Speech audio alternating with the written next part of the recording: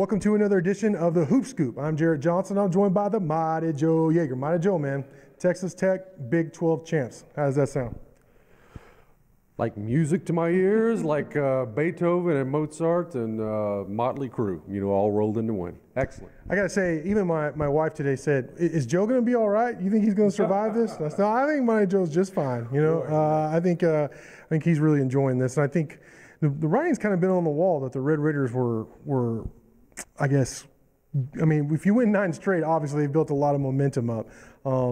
But then right from the opening tip, the Cyclones, the crowd and the team, the Cyclones, they came ready to play. They wanted to win. They wanted to beat Texas Tech. They're already in the tournament. We know that. Yeah. But still, they wanted to kind of get back right. They've been so criticized this week for the fights in practice and then the loss to West Virginia. So what was your thought when you saw them start off to that 8-0 run? What were you thinking? Yeah, that, and then a little bit of a surprise that Mario Shayok was back in there with he made 2 threes busted pinky toe. Yeah, right. And so we kind of thought that maybe he wasn't going to play. Yeah. And there he is. Mm-hmm. So it was like hey, this could be kind of dicey here, And Jarrett Culver with a turnover on the first possession commits a foul. Yeah. And before you know it, it's 8-0. And the crowd was just going completely crazy at that point, and not the best beginning to the game, to say the very least. It looked like it was going to be like, uh-oh. Well, we kind of hoped that maybe they would just kind of lay down and be this weak team that we had seen for the last, week and a half or so from Iowa State. But no, this was the same sort of team that everybody was talking about as a potential Big 12 champ earlier in the season. They got it back together just in time for Texas Tech. Yeah, of course. Doesn't that always seem to happen? Yeah. Maybe we're just biased because we noticed Texas Tech, but it seems like that always happens to the Red Raiders, like in every sport. Like the team gets their star guy back, or they have some kind of momentum factor, or some kind of crazy, off the court factor that spurs them on to play Tech tougher than they normally would play anybody else. Yeah, it just seems like it's never easy. It's a fight all the way to the finish. And it was. It was an 18-round fight, as Beard likes to talk about with the Big 12 schedule and so forth and so on. And it was, you kind of hope that maybe you could coast in that last 18th round and just draw the unanimous decision, but it didn't work out like that. And so, but the difference this time is that Tech got it done. They did. We'd seen Tech teams in various sports previously in this sort of situation not get it done. Yeah. These guys did it. And I think it's probably an extra satisfaction that they were able to do that when the other team was kind of playing at their best. Yeah. Senior night, and that was a senior night crowd too. In Hilton Coliseum, it doesn't get a whole lot tougher than that. And to go in there and to take it like that, and then really to have that stumble to begin the game, and to come out with the win, it was just it's just more testament to what a tough team this is. Joe, one of my favorite things about sports and just competition in general is the idea of the refuse to lose attitude, or you always know somebody who has that Gator blood, whether you're playing pool with them or golf. They always make the critical putt to win the bet, to win the hole. You know what I mean? That kind of dude. Jarrett Culver was that kind of dude on Saturday to win the Big 12 championship. Career high 31 points. He scored inside, outside, played great defense, got critical rebounds when he needed to. It seems like whatever Tech needed, he was there to do. They needed him to be a big-time scorer, and he was Saturday. Yeah, no doubt about it. We were all kind of wondering about, if Tech's back against the wall, which they haven't. Their back hasn't been against the wall. They've been killing everybody, basically. So you didn't get much of an opportunity to see if somebody could rise to the occasion. Jarrett Culver did his Keenan Evans impersonation today. And so that's something that is just bodes well for the NCAA tournament, because just about every game in the NCAA tournament, and we're assuming they're going to play multiple games, is going to be this sort of a situation. You're not generally going to blow teams out by 15, 20 points in the NCAA tournament.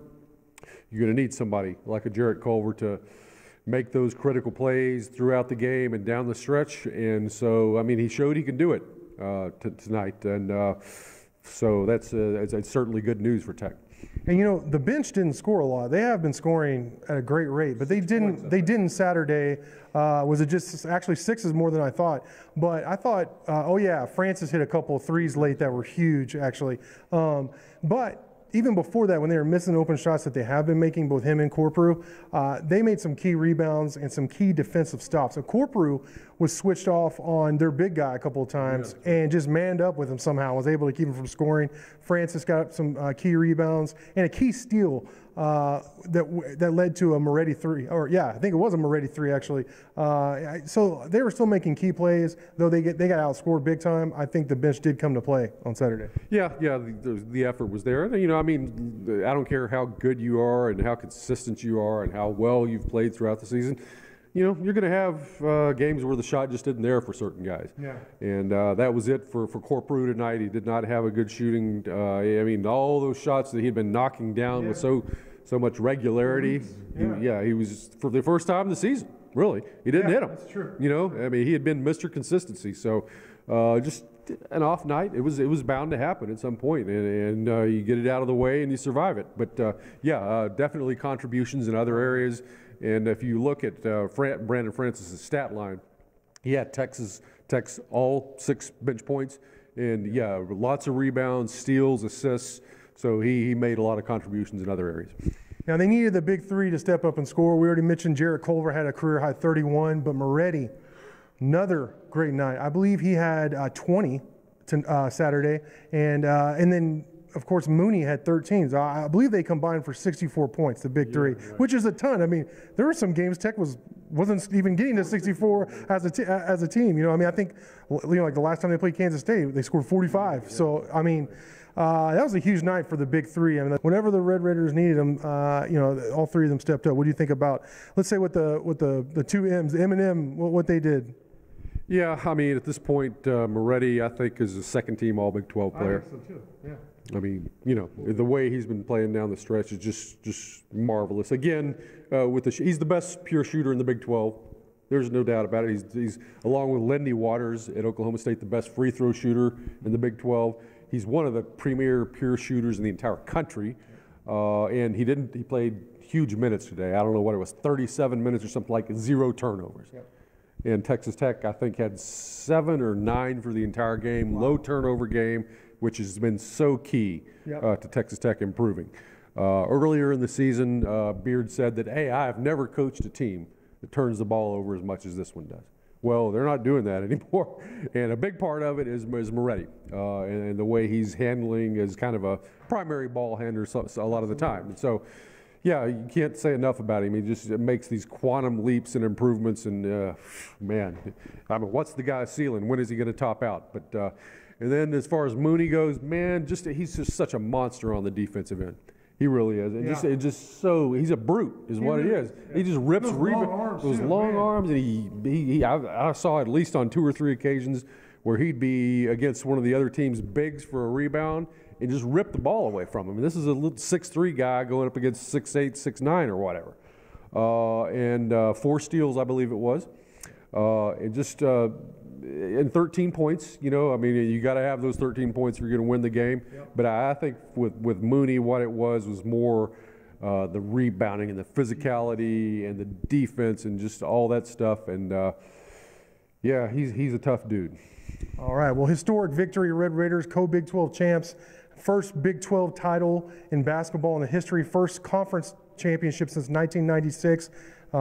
Let's see what other history they'll make. I mean, it's been a season of making history. Let's see what else they do the rest of the season, because they're not done yet. Great stuff from you as always, Mighty Joe. Thank you all for watching, and until next time.